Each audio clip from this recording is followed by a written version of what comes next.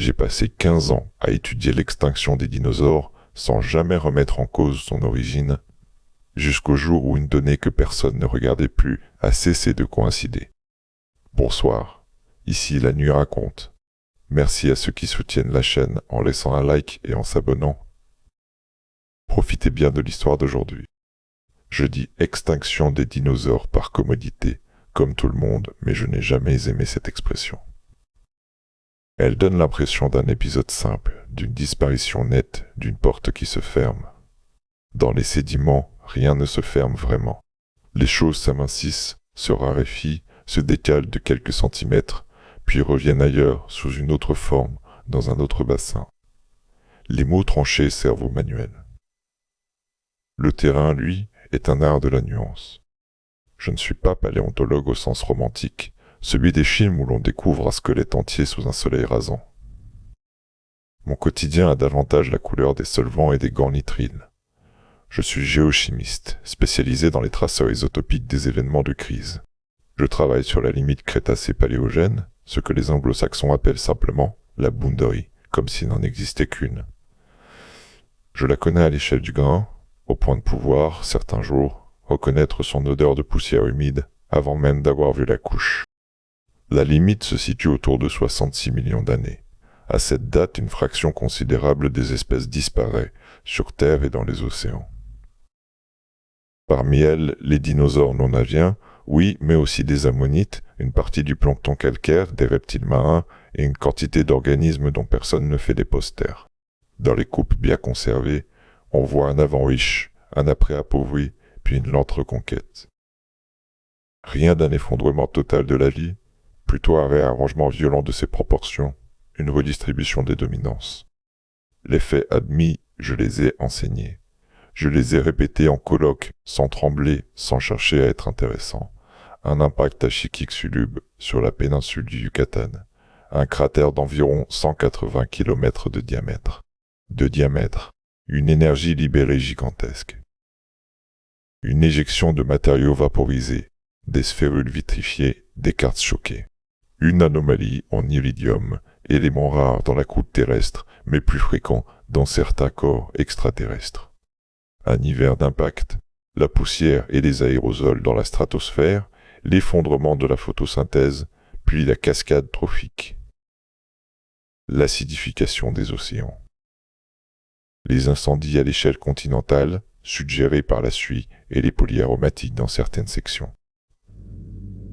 Un spike de fougères au redémarrage, comme un tapis opportuniste sur un sol brûlé. En parallèle, les trappes du Décan en Inde, des éruptions basaltiques massives à peu près contemporaines. Les débats sur leur rôle exact, sur l'addition des effets, sur l'ordre des causalités. Je connais ces discussions par cœur et j'ai toujours trouvé qu'elles étaient, au fond, moins passionnées que performatives. Chacun a son camp, son style de figure, son jeu de données. Mais tout le monde s'accorde sur une chose. Il s'est passé quelque chose d'exceptionnel. Rapide à l'échelle géologique, brutal à l'échelle du vivant. Ce qui m'a retenu dans ce domaine, ce n'est pas l'événement lui-même. C'est la couche. Une couche est un mensonge très particulier. Elle prétend être une surface dans le temps. Elle n'est presque jamais une surface. Elle est une durée écrasée, un intervalle comprimé en une pellicule. Dans certains sites, la limite Crétacé-Paléogène tient dans quelques millimètres d'argile sombre. Dans d'autres, elle s'étale en dizaines de centimètres remaniés, bioturbée, érodée, comme si le monde avait refusé de laisser une trace nette. Quand on cherche une cause globale, on est tenté de privilégier les endroits où la trace est propre.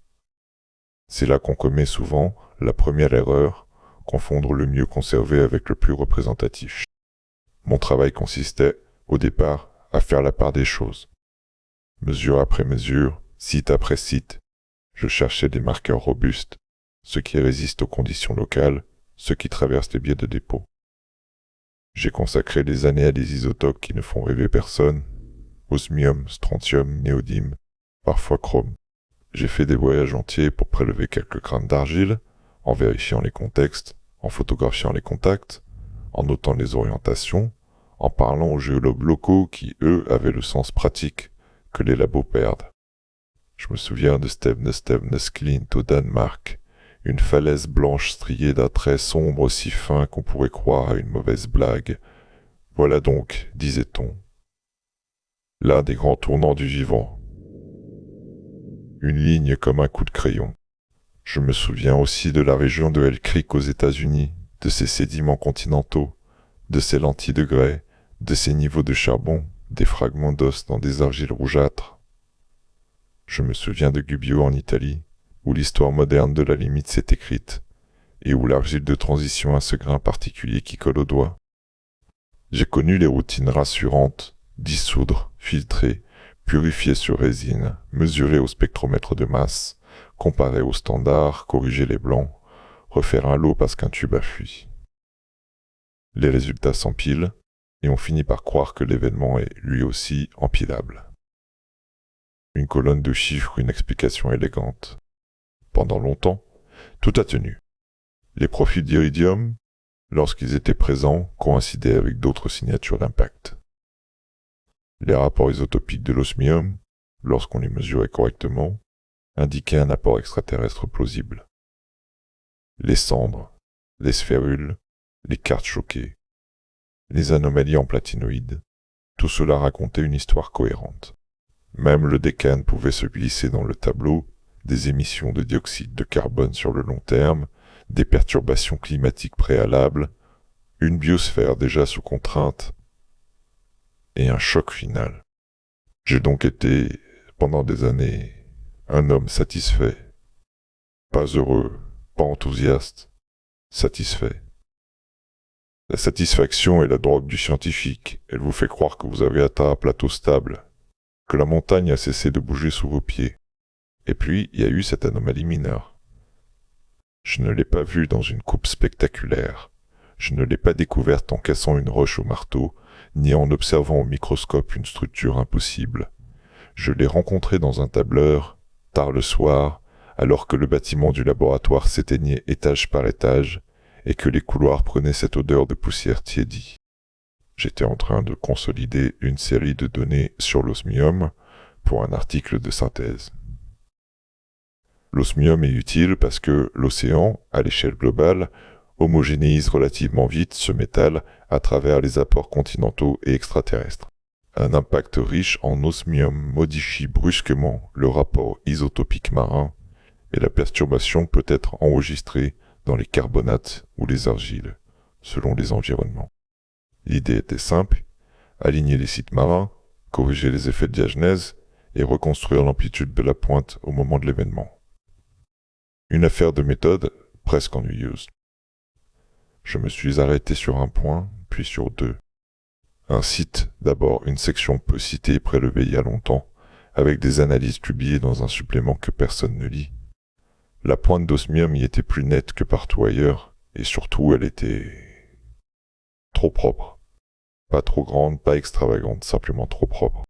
Les variations avant et après étaient étonnamment symétriques, comme si le système avait été perturbé puis ramené à l'équilibre avec une précision qui ne ressemble pas aux océans. J'ai mis cela sur le compte d'un biais, un dépôt particulier, une sélection de niveaux trop finement échantillonnés, un effet local de bassin charmé. Je suis passé. Puis un deuxième site, à des milliers de kilomètres, en environnement totalement différent, montrait la même symétrie, à une résolution comparable. Là, j'ai ralenti. Deux coïncidences peuvent être un hasard. Deux coïncidences identiques, dans des contextes éloignés, deviennent un motif. Et un motif en géochimie est une question qui se cache derrière une courbe. Je suis remonté aux publications originales. Elles étaient anciennes, prudentes, presque timides. Les auteurs signalaient la forme particulière du signal, puis la rangeaient dans la catégorie des variations liées à la dynamique de dépôt. Rien d'alarmant. Rien surtout qui contredise l'impact. Ce qui m'a gêné n'était pas l'existence d'une pointe, mais sa forme temporelle. Dans nos modèles, un apport soudain d'éléments extraterrestres devrait se traduire par une impulsion, un pic brutal, puis une décroissance contrôlée par le mélange océanique et les apports continentaux. Selon les paramètres, la queue peut être plus ou moins longue, plus ou moins irrégulière, mais une symétrie quasi parfaite implique, en termes simples, une montée et une descente, qui se répondent comme si elles étaient contraintes par un même mécanisme. Je me suis dit que je surinterprétais. Alors j'ai fait ce que je fais quand je doute, j'ai cherché un autre traceur. J'ai pris les données de chrome, en particulier les isotopes du chrome associés aux poussières d'impact. J'ai pris des séries où l'on avait mesuré les sphérules, la suie, les éléments du groupe du platine. J'ai cherché, non pas une anomalie, mais une cohérence de forme. Et j'ai trouvé, dans un coin du corpus, quelque chose d'encore plus discret. Une datation. Pas une datation spectaculaire du cratère, pas les grandes mesures qu'on cite dans les ouvrages, une petite série d'analyses sur des microsphérules vitrifiées, réalisées avec une méthode améliorée et rapportées comme une note technique. Les auteurs se félicitaient d'avoir obtenu une contrainte temporelle plus serrée sur la séquence de dépôt des éjectats. Ils donnaient une durée d'installation de la couche, une estimation de la fenêtre de retombée, puis concluaient que cela confortait le scénario d'impact. Tout le monde a lu cela comme un progrès normal. Moi aussi, au début. Puis j'ai relu les chiffres, lentement, comme on relit une phrase pour en entendre la grammaire, et j'ai senti une résistance dans le texte. La fenêtre était trop étroite. Je ne parle pas d'une précision instrumentale. Je parle d'une prétention implicite sur le monde. L'idée que, sur des continents entiers, dans des environnements marins et continentaux, avec des remaniements, des pluies, des cycles saisonniers, on puisse retrouver une signature déposée dans un intervalle si bref, sans dispersion, sans décalage, sans lissage. Il y a des couches fines, oui, il y a des dépôts rapides, oui, mais ce qui s'accumule vite s'accumule aussi de manière sale. La Terre n'est pas un laboratoire. Elle ne dépose pas des films uniformes comme une machine. Or, dans certains sites, on avait l'impression inverse, une couche déposée vite et proprement. Ce n'était pas un impossible, c'était un étrange, le genre d'étrangeté qui ne déclenche aucune alarme parce qu'elle ne renverse rien, elle se contente de toucher la cohérence comme on touche une dent avec la langue, non pas pour la casser, mais pour vérifier qu'elle est toujours là. Je me suis forcé à revenir au fait admis, à cette discipline que je respecte, ne pas bâtir un château sur une gêne. Les faits admis, les voici tels que je les écrivais sur mes fiches. Il existe une limite stratigraphique globale autour de 66 millions d'années, identifiable dans de nombreux bassins. Cette limite correspond à une crise biologique majeure attestée par une disparition rapide de taxons, particulièrement dans le plancton calcaire et chez les dinosaures non aviens.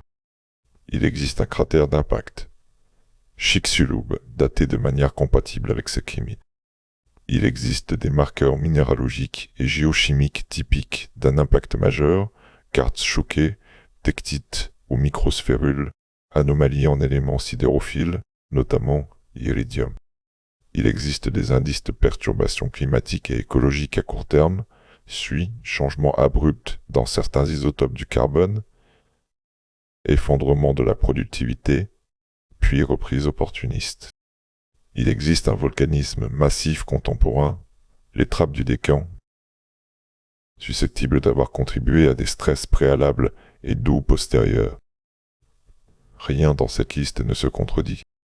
Mon malaise ne portait donc pas sur le scénario général, il portait sur le degré d'efficacité. Dans les discussions, on parle souvent de catastrophe, mais une catastrophe naturelle a des bords flous. Elle frappe fort, mais elle frappe avec des irrégularités. Un impact n'est pas un scalpel.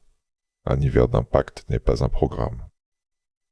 Les incendies ne brûlent pas à la même intensité sur tous les continents. L'acidification ne se répartit pas comme une règle posée sur la mer. Pourtant, plus je regardais certaines coupes, plus j'avais l'impression d'une efficacité presque géométrique. Une couche d'argile, une signature, un avant et un après, comme si l'événement avait imposé un nouveau régime. Puis s'était retiré en laissant derrière lui un système stabilisé. Je me suis reproché ces pensées. Je les ai considérées comme une fatigue, un excès de données, une tendance humaine à chercher des intentions là où il n'y a que des forces. Je me suis dit que les coupes propres étaient rares, et qu'on les regardait trop parce qu'elles étaient belles. Alors j'ai fait ce que j'aurais dû faire dès le début. Je suis allé vérifier moi-même un échantillon. Il y a dans les réserves du laboratoire Une collection qui ressemble à un cimetière d'efforts. Des boîtes, des sachets, des flacons, des codes au feutre. Certains prélèvements datent d'avant que je rejoigne l'équipe. Ils viennent de missions anciennes, de collaborations interrompues, de thèses abandonnées. J'ai toujours eu un respect superstitieux pour ces restes, comme si toucher un échantillon oublié risquait de réveiller l'intention de celui qui l'avait prélevé. J'ai retrouvé, au fond d'une caisse, une série provenant d'un site marin peu spectaculaire, mais réputé pour la conservation fine de la limite. Je ne donnerai pas ici le nom exact du site, pas par mystère, simplement parce qu'il importe peu et parce qu'il n'est pas à moi. J'avais l'autorisation de travailler sur ces échantillons, mais je n'avais pas le droit de les transformer en récits. J'ai pris 3 niveaux. Un juste en dessous de la limite, un dans la couche sombre, un juste au-dessus. J'ai fait la préparation avec une attention presque cérémonielle. Je voulais éliminer tout soupçon de contamination. J'ai répété des blancs. J'ai utilisé des réactifs neufs. J'ai pesé, noté, scellé. Quand les premiers résultats sont sortis, je n'ai pas eu de révélation. Rien d'extraordinaire. Les valeurs étaient dans les ordres de grandeur attendus. L'osmium montrait bien une perturbation. Le signal était présent, pas monstrueux. Ce n'est qu'en traçant la courbe, en ajoutant une interpolation simple, que j'ai revu cette symétrie, petite, obstinée, comme un défaut de fabrication. Une montée, puis une descente, qui se répondaient presque point pour point. Je me suis surpris à regarder le graphique comme on regarde une empreinte. La forme ne criait pas. Elle chuchotait. Je n'ai formulé aucune théorie ce soir-là. Je n'ai même pas osé prononcer, dans ma tête, les mots qui auraient donné à ce chuchotement une direction. J'ai simplement écrit, dans mon carnet de laboratoire, une phrase que je n'ai pas reprise dans l'article synthèse. La perturbation a une géométrie trop régulière pour un simple mélange. Vérifié sur d'autres traceurs. C'était tout. Pourtant, en refermant le carnet, j'ai senti quelque chose se déplacer dans mon rapport au sujet, comme si, sans le vouloir, j'avais cessé d'étudier une catastrophe et commencé à étudier un geste. Je suis rentré chez moi tard, dans un froid sec, et j'ai pensé à une chose idiote. Si l'événement est un geste, alors quelqu'un quelque part a une main. Je me suis corrigé immédiatement, j'ai remplacé quelqu'un par quelque chose. Puis j'ai remplacé quelque chose par un mécanisme. Et j'ai essayé de dormir avec ce mot-là, mécanisme, parce qu'il ne contient aucune intention. Je n'ai pas bien dormi. Je n'ai pas bien dormi, mais ce n'était pas une insomnie nerveuse, c'était pire. Je dormais par tranches, et chaque tranche me ramenait au même graphique, à la même courbe qui montait et redescendait avec une politesse de machine. Le lendemain, j'ai fait ce que j'aurais fait pour n'importe quel résultat suspect, j'ai cherché des erreurs. D'abord les miennes, ensuite celles des autres. J'ai refait la préparation sur un duplicata, j'ai changé d'acide, j'ai changé de colonne de résine, j'ai demandé à un collègue de faire, à l'aveugle, une partie des mesures sans lui dire ce que je cherchais. Les valeurs sont sorties à quelques pourcents près. La forme du signal est restée. Je me suis senti, alors, à la fois soulagé et déçu. Soulagé parce que je n'avais pas commis de faute grossière. Déçu parce que l'anomalie survivait à l'hygiène du laboratoire. Une anomalie qui survit devient un travail. Je n'avais pas, à ce stade, la moindre envie de réécrire l'histoire de l'extinction. Je voulais seulement comprendre pourquoi, dans certains endroits, la limite se comportait comme une expérience contrôlée. Le premier réflexe d'un géochimiste, quand un signal paraît trop propre, est de suspecter la diagenèse. La roche, après son dépôt, vit sa vie, fluide, recristallisation, échange. Les isotopes peuvent être remis à zéro ou lissés. Une courbe symétrique peut être l'ombre d'une perturbation initialement chaotique, puis réorganisée par le temps. J'ai donc basculé sur des traceurs moins sensibles au remaniement tardif. Certains isotopes du chrome, par exemple, enregistrent des états d'oxydation et des apports particulaires qui se modifient moins facilement après dépôt. J'ai aussi regardé des rapports d'éléments qui, en principe, ne devraient pas s'aligner si un fluide a tout mélangé. Les résultats n'ont pas tranché net, ils ont fait pire, ils ont ajouté de petites incohérences supplémentaires. Dans les niveaux juste au-dessus de la limite, on s'attend à voir des indices d'un monde appauvri, d'une productivité effondrée.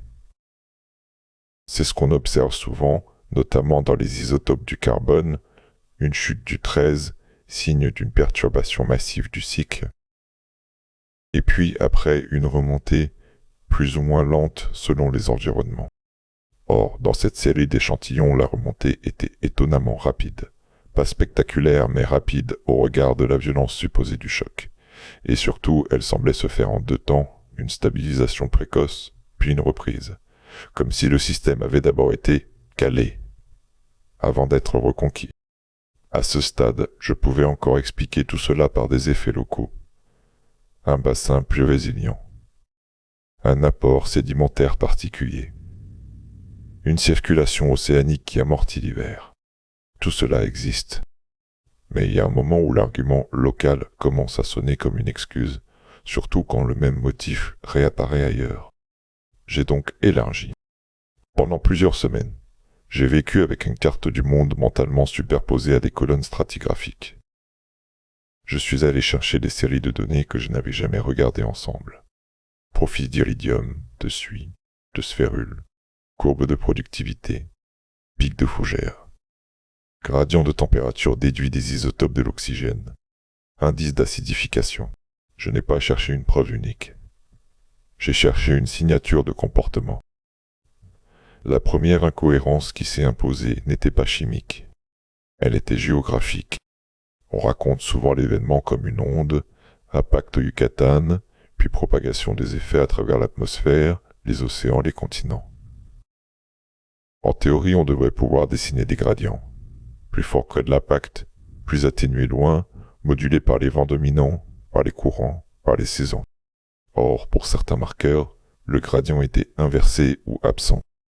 Il existait des sections très éloignées de Chicxulub où la couche d'éjecta semblait, non pas plus épaisse, cela peut arriver par transport, mais plus complète, plus continue, comme si elle avait été déposée dans des conditions particulièrement stables.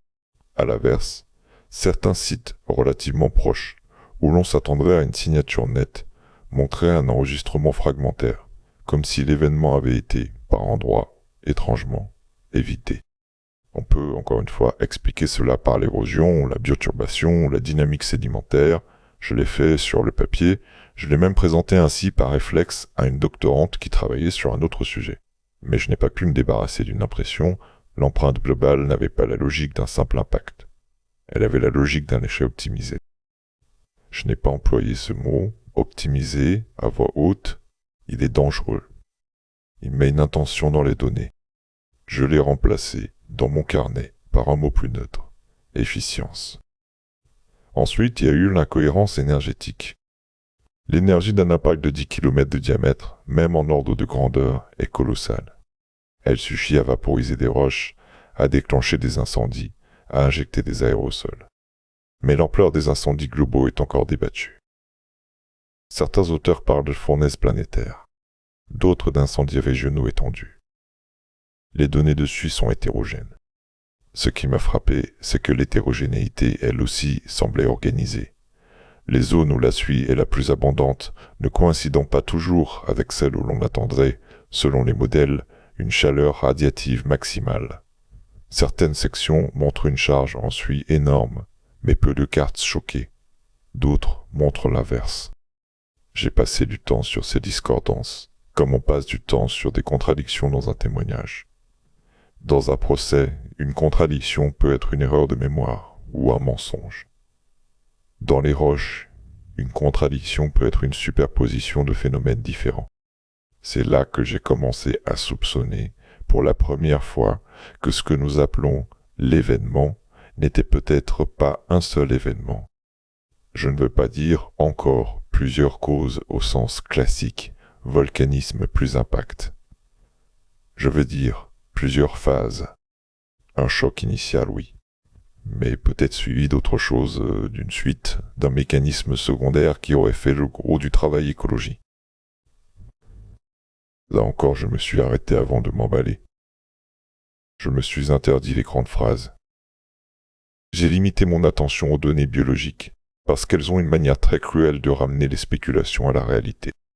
Et c'est la biologie qui m'a fait le plus peur, précisément parce qu'elle ne fait pas de bruit. On parle de l'extinction comme d'un massacre. Or, ce n'est pas ce que l'on voit partout. Dans certains environnements marins, la disparition du plancton calcaire est brutale, oui, mais dans d'autres, on voit des survivances inattendues, des espèces Lazarus, qui réapparaissent après une absence, comme si elles avaient trouvé un refuge ou un mode de vie temporaire. Ce phénomène est connu. Il peut s'expliquer par des niches profondes, par des zones de résilience. Ce qui m'a gêné, ce n'était pas l'existence de refuges, c'était leur distribution. Les refuges semblent apparaître là où il faut au bon moment pour permettre un redémarrage rapide de certains cycles, tout en laissant d'autres lignées s'effondrer sans retour. Certaines chaînes alimentaires se recollent presque trop bien. Les opportunistes prennent la place. Les spécialistes disparaissent. C'est en soi logique. Mais quand j'ai croisé ces observations avec des données sur les mammifères, j'ai eu une impression d'ordre. Je ne suis pas spécialiste des mammifères fossiles. Je sais les grandes lignes. Au Crétacé, les mammifères sont présents mais généralement petits, diversifiés en niches mais dominés par les dinosaures. Après la crise, ils se diversifient, augmentent en taille, occupent des niches laissées vacantes. C'est un récit classique. Ce récit classique, pourtant cache un détail, la vitesse. Je ne parle pas de l'augmentation graduelle sur des millions d'années. Je parle des toutes premières fenêtres post-crise, des premiers niveaux du Paléogène. Dans certaines sections continentales, on observe une accélération de la diversification qui, sans être miraculeuse, est étonnamment efficace. Des formes apparaissent, se dispersent, se stabilisent, comme si les écosystèmes, au lieu de se débattre longuement dans un chaos durable, entraient assez vite dans un nouveau régime. Je sais que ce point est controversé. Les biais de fossilisation sont énormes, les sites sont rares. On peut toujours dire, on ne voit que ce qui se conserve. Mais j'ai commencé à voir la même signature dans d'autres indicateurs, une stabilisation climatique relative après l'événement, plus rapide qu'attendu si l'on prend au sérieux l'idée d'un monde durablement obscurci et refroidi. Une remise en marche de la photosynthèse qui, malgré l'effondrement, retrouve vite des trajectoires cohérentes. C'est à ce moment-là que j'ai écrit, pour la première fois, une phrase que je n'aurais jamais dû écrire. Même pour moi, on dirait un nettoyage. On dirait un nettoyage. Je l'ai relu, j'ai eu honte, je l'ai laissé. Un nettoyage n'est pas seulement une destruction. C'est une destruction suivie d'une remise à niveau. Ce mot « nettoyage » a une histoire lourde. Il applique un choix de ce qui doit rester et de ce qui doit partir. Je n'étais pas prêt à porter ce poids dans une discussion scientifique. Je ne l'ai donc pas prononcé. J'ai continué à chercher des explications naturelles. Un impact peut, en théorie, produire une sélectivité. Les grands animaux à reproduction lente sont plus vulnérables. Les chaînes alimentaires complexes s'effondrent plus facilement. Les espèces capables de se terrer, de se nourrir de détritus, de survivre à des hivers, ont un avantage. Tout cela peut ressembler à une sélection. C'est même quelque part la définition d'une crise. Alors pourquoi ce malaise persiste-t-il? Parce que, au fil des semaines, la sélection ne ressemblait plus à une sélection opportuniste. Elle ressemblait à une sélection fonctionnelle. Je vais être précis. Les dinosaures non aviens disparaissent. Les grands reptiles terrestres disparaissent. Une partie des reptiles marins disparaît. Les ammonites disparaissent. Le plancton calcaire s'effondre. Ce sont des dominants, oui. Mais ce qui survit, ce qui traverse, ce qui sert de pont, ce sont souvent des lignées qui ont en commun une capacité, exploiter des environnements perturbés, se reproduire vite, s'adapter à des régimes alimentaires variés, occuper des niches de reconstruction. Ce n'est pas mystérieux. C'est ce qu'on attend d'un redémarrage. Sauf que, statistiquement, la reconstruction semblait presque préparée. Je ne dis pas que la Terre veut reconstruire. Je dis que les conditions post-crise, dans certaines régions, semblaient offrir des fenêtres étonnamment favorables à certains types de vie. Comme si le monde avait été débarrassé de ses dominants et ramené à une forme de simplicité exploitable. Je me suis rendu compte que je me surprenais à penser en termes d'ingénierie, simplification, robustesse, résilience, redondance. Je me suis forcé à revenir à mon métier, mesurer. Alors j'ai pris une décision qui, en apparence, était purement technique. Je suis allé chercher des échantillons d'un autre site, totalement différent, pour voir si les signatures de propreté existaient aussi là. Un site continental, cette fois, où la limite est enregistrée non pas par une argile marine, mais par des dépôts fluviaux, des sols fossiles, des cendres. Là où l'on s'attend à des irrégularités, des remaniements, des lacunes. J'ai obtenu l'accès par un collègue qui avait participé à une mission de terrain quelques années plus tôt. Il m'a prêté une série de prélèvements en me disant, sur un ton neutre, que ces niveaux-là étaient difficiles. J'ai compris qu'il voulait dire « Tu vas t'arracher les cheveux ». J'ai ouvert les sachets. Les sédiments avaient une texture différente, plus grossière, plus hétérogène. La limite n'était pas une ligne.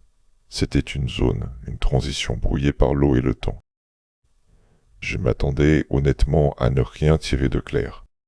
Et c'est précisément là, au milieu du brouillard, que j'ai retrouvé quelque chose de net, une microcouche fine, sombre, enrichie en certains éléments, et surtout une signature thermique indirecte, déduite de minéraux formés à haute température, qui apparaissait comme un trait, presque aussi net que dans les sections marines, dans un dépôt fluvial.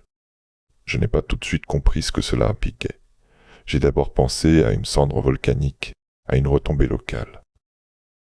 Puis j'ai comparé la composition des grains vitrifiés avec ceux des sphérules d'impact. Les proportions n'étaient pas identiques, mais elles se répondaient assez pour que je n'ose pas conclure à une simple cendre. J'ai alors noté un autre détail, presque ridicule. La microcouche était incroyablement homogène sur plusieurs prélèvements séparés de quelques dizaines de mètres. Dans un environnement fluvial, l'homogénéité est rare. Les rivières déposent en patch. Les crues remanient. Les sols se forment. Les bioturbations brouillent. Et pourtant, cette pellicule semblait avoir été déposée comme une pluie fine, régulière, sur un paysage entier. Une pluie, le mot est venu sans que je le cherche. Je me suis assis là dans le laboratoire avec les sachets ouverts et j'ai essayé de me rappeler la dernière fois où j'avais vu une pluie laisser une trace aussi uniforme dans des dépôts continentaux anciens. Je n'ai pas trouvé d'exemple. Je me suis dit que j'exagérais. Alors j'ai fait ce que j'aurais dû faire depuis longtemps, j'ai pris un cahier vierge et j'ai commencé à lister, sans interprétation, les anomalies que je voyais s'accumuler. Une forme temporelle trop symétrique sur certains traceurs. Des dépôts trop propres, trop continus, dans des contextes où l'on attend du bruit. Des gradients géographiques qui ne suivent pas toujours la logique d'une propagation simple depuis un point d'impact. Des discordances entre marqueurs thermiques, marqueurs d'éjecta et marqueurs d'incendie. Une reconstruction biologique rapide et fonctionnelle, comme si certaines fenêtres écologiques étaient particulièrement bien ouvertes. Et maintenant, une pluie de microparticules à haute température, déposées de façon étonnamment uniforme dans un environnement continental. J'ai relu la liste. Elle n'était pas assez longue pour être une théorie, mais elle était trop longue pour être un hasard. C'est à ce moment-là que j'ai eu une pensée que j'ai immédiatement rejetée. Et si, au lieu d'un impact unique et chaotique, nous enregistrions le passage d'un phénomène qui a une durée, une extension, et une capacité de produire des effets homogènes. Je me suis arrêté parce qu'une telle phrase vous entraîne vers des scénarios qui, dans ma discipline, attirent les opportunistes, ceux qui adorent les mystères. Ceux qui sautent sur une anomalie pour vendre une histoire. Je ne voulais pas d'histoire. Je ne voulais pas d'histoire. Je voulais un mécanisme. Et pour trouver un mécanisme, il fallait faire ce que je repoussais depuis le début.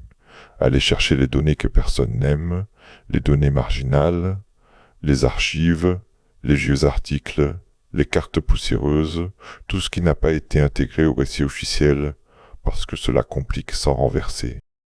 Je savais où les trouver, dans les bibliothèques, dans les bases de données oubliées, dans les rapports de mission, dans les thèses jamais traduites, dans les suppléments.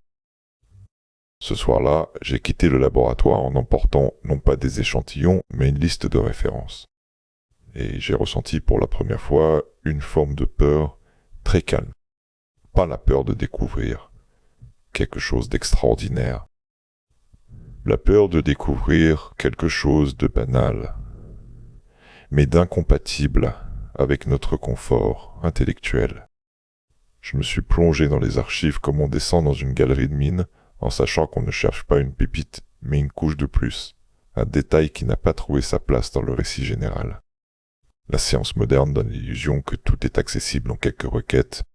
En réalité, ce qui compte se cache souvent dans les marges, un supplément PDF mal indexé, une thèse jamais numérisée, un rapport de campagne d'échantillonnage écrit pour une administration, ou une série de données rejetées parce qu'elles ne collent pas, et qu'il est plus simple de l'appeler contamination. Je n'ai pas commencé par les grands noms. Je les connaissais. J'ai commencé par les références que personne ne cite, les notes techniques, les rapports internes de forage, les comptes rendus de réunions de programmes océaniques, les tables de données sans commentaire. La limite Crétacé-Paléogène a été perforée, carottée, recarottée, à travers des milliers de mètres de sédiments, par des navires de recherche qui ont changé de nom au fil des décennies. Dans ces carottes, on a la tentation de ne regarder que ce qui confirme l'histoire, la couche enrichie en iridium, les microsphérules, les variations d'isotopes du carbone. Tout le reste devient du bruit. Or, ce bruit, lorsqu'on le collecte avec patience, se met parfois à former une musique. J'ai trouvé un premier indice dans une série de rapports de carottes marines, anciens, austères, rédigés comme des inventaires. Les auteurs décrivaient des niveaux à haute teneur en éléments sidérophiles, mais ils notaient aussi, presque en passant, une chose qui m'a arrêté, juste au-dessus de la couche d'argile sombre. Ils observaient une microlamination, une alternance très fine de films riches en matière organique et de films plus minéraux, sur une épaisseur ridiculement faible.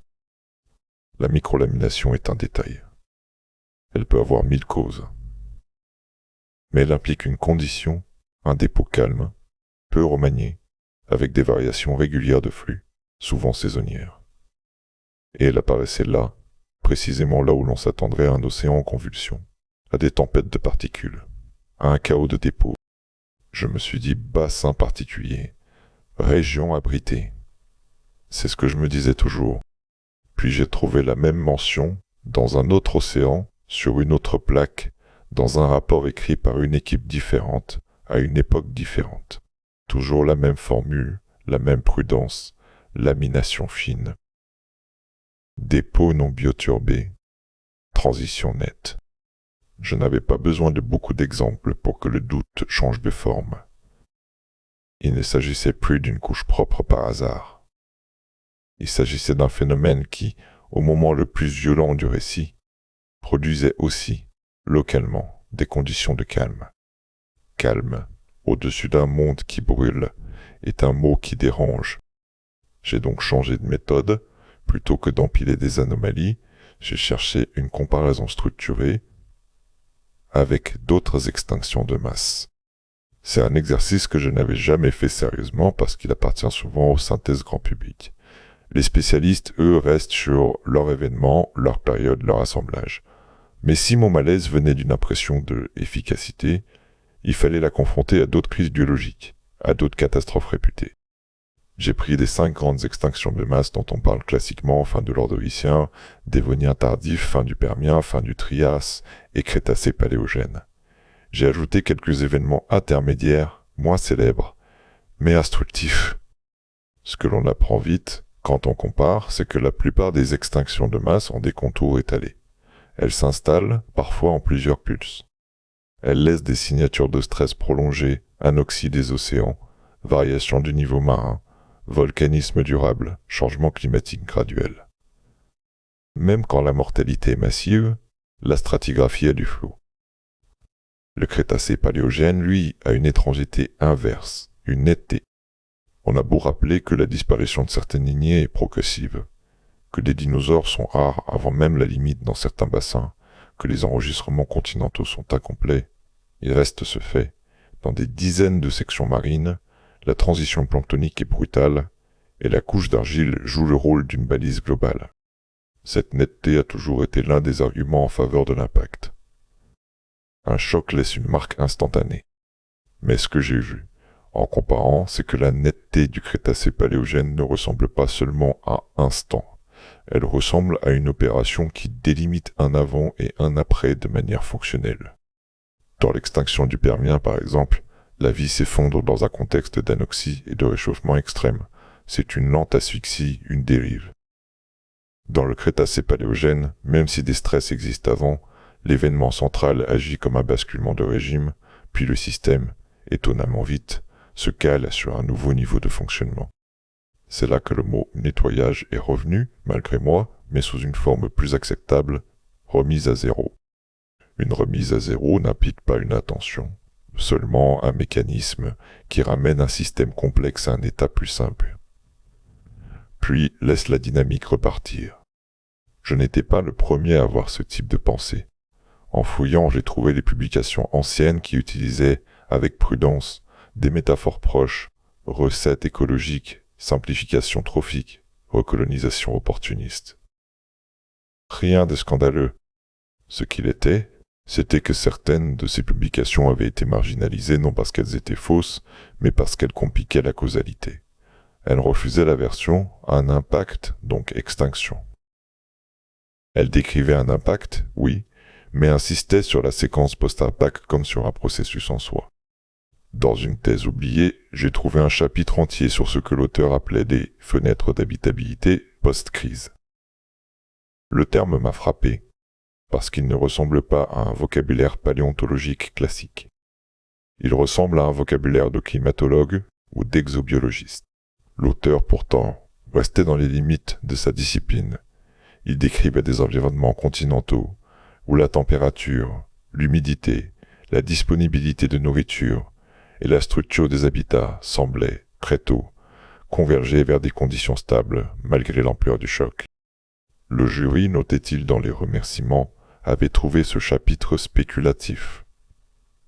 Il avait été coupé de l'article principal. Je me suis surpris à ressentir une colère froide, pas contre le jury. Contre moi, contre nous, contre cette habitude collective de couper ce qui dérange l'élégance. Puis j'ai trouvé ce que j'appelle, aujourd'hui encore, la première donnée vraiment interdite. Je n'utilise pas ce mot au sens dramatique. Personne n'a classifié ces résultats, personne ne les a censurés officiellement. Ils étaient interdits de fait, parce qu'ils vivaient dans un dossier que personne ne voulait porter au centre de la table. Il s'agissait d'analyses de gaz nobles piégés dans des structures carbonées trouvées dans la couche de limite, dans quelques sites seulement.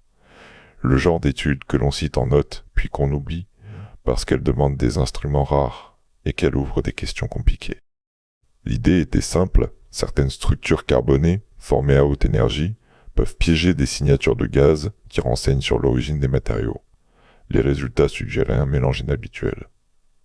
Pas seulement un apport extraterrestre attendu. Un mélange qui, selon les auteurs, pouvait indiquer des conditions de formation et de refroidissement extrêmement spécifiques. Il n'allait pas plus loin. Il concluait prudemment. Et pourtant, la prudence elle-même avait la forme d'un avertissement. Les conditions nécessaires sont difficiles à obtenir dans un scénario simple. Je n'avais pas la compétence pour juger entièrement cette littérature, mais j'avais assez de sens physique pour comprendre une chose. Quand des gens écrivent « difficile à obtenir », cela veut dire « nous ne savons pas comment cela arrive » sans ajouter quelque chose. Ce quelque chose, à ce stade, pouvait être 1000 choses naturelles, un plasma d'impact, des réactions atmosphériques, des incendies généralisés, des interactions avec l'océan, des effets du volcanisme simultané. Je ne cherchais pas à trancher.